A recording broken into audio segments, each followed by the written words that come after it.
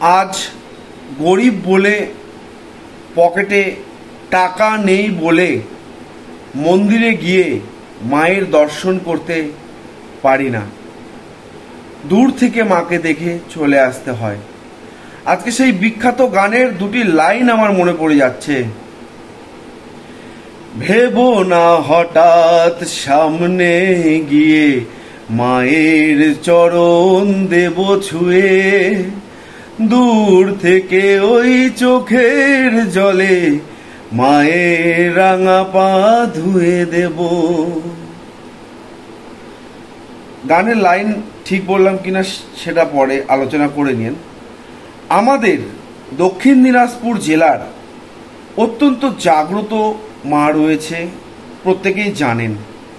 আমি নাম এজন্য নিচ্ছি না, তাতে অনেকের খারাপ লাগতে পারে, কিন্তু যেটা ঘটে চলেছে এবং চলছে, মায়ের মন্দিরে গেলে, মায়ের মন্দিরে ঢুকে মায়ের চরণ যদি আমরা ছুঁতে চাই কিংবা মায়ের মন্দিরের ভিতরে যদি আমরা প্রবেশ করতে চাই, তবে 100 টাকা করে কুপন কেটে তবেই মায়ের মন্দিরের ভিতরে আমরা ঢুকতে পারবো সাধারণ মানুষ।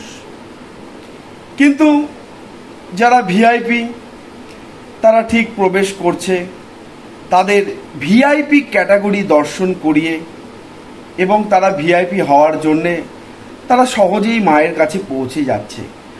আমার প্রশ্ন তাদের কাছে, যারা এই নিয়ম বানিয়েছেন, মা কি আপনাদের বলে দিয়েছে যে শুধুমাত্র যারা ভিআইপি তারাই শুধু আমার ভক্ত কিংবা তারাই শুধু আমার সন্তান? তারা কি আপনাদেরকে স্বপ্নাদেশ দিয়েছে? মা কি আপনাদের স্বপ্নাদেশ দিয়েছে যে শুধুমাত্র ভিআইপি যারা তারাই আপনাদের ভক্ত, তারাই মায়ের সন্তান, আর আমরা যারা সাধারণ ঘরের ছেলে, সাধারণ ঘরের ছেলে মেয়ে, যারা মন থেকে ইচ্ছা হয় মায়ের কাছে গিয়ে মায়ের চরণ ধরে মাকে দুটো প্রণাম করি, মায়ের কাছে নিজের মনোবাসনা খুলে বলি, আমাদের কাছে সেই সুযোগ নেই। কারণ 100 টাকাটা বড় কথা নয়। এই টাকার গল্প গোটা দেশ জুড়েই বিভিন্ন জায়গায় হয়ে আসছে, কোথাও 100 তো কোথাও 500। যারা এই ঘটনার সাথে সম্মুখীন হয়েছেন তারা জানেন এটা কতটা যন্ত্রণাদায়ক যে নিজের মায়ের কাছে যেতে হলেও এখন নাকি টাকা দিতে হবে।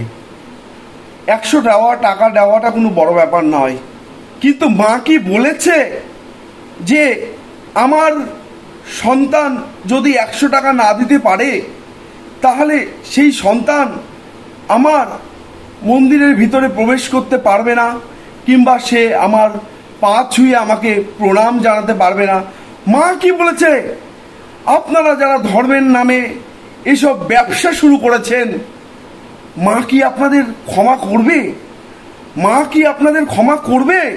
নিজেদের একবার বলুন, নিজেরা আয়নার সামনে দাঁড়িয়ে নিজেদের মুখটা দেখুন, মা আপনাদের ক্ষমা করবে না। মা সবার জন্যে, পারলে মায়ের জন্যে দরজা, পারলে মায়ের দরজা, কি বলবো, আমার অন্তর ফেটে যাচ্ছে, এতটা কষ্ট লেগেছে কি বলবো। পারলে মায়ের দরজা সবার জন্য খুলে দিন, আর যদি না পারেন তাহলে সবার জন্যই বন্ধ রাখুন, সবাই দূর থেকেই দর্শন করবে। মানুষের মধ্যে ভেদাভেদ করবেন না। আপনারা বলেন মানুষে মানুষে আমরা ভেদাভেদ করি না, বলেন আমার মা সবার মা, কিন্তু আপনারা ভেদাভেদ করে দিচ্ছেন মানুষে মানুষে। মানুষে মানুষে ভেদাভেদ করবেন না।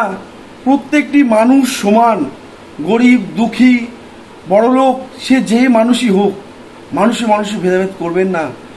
মা এই অন্যায় সহ্য করবে না। কিন্তু গোটা দেশ জুড়ে যা শুরু হয়েছে, প্রত্যেকটি মন্দিরে যে ভিআইপিরা গেলে একটা আলাদাই পরিষেবা আর সাধারণ মানুষের জন্যে একটা আলাদা পরিষেবা, মা সহ্য করবে না, করবে না।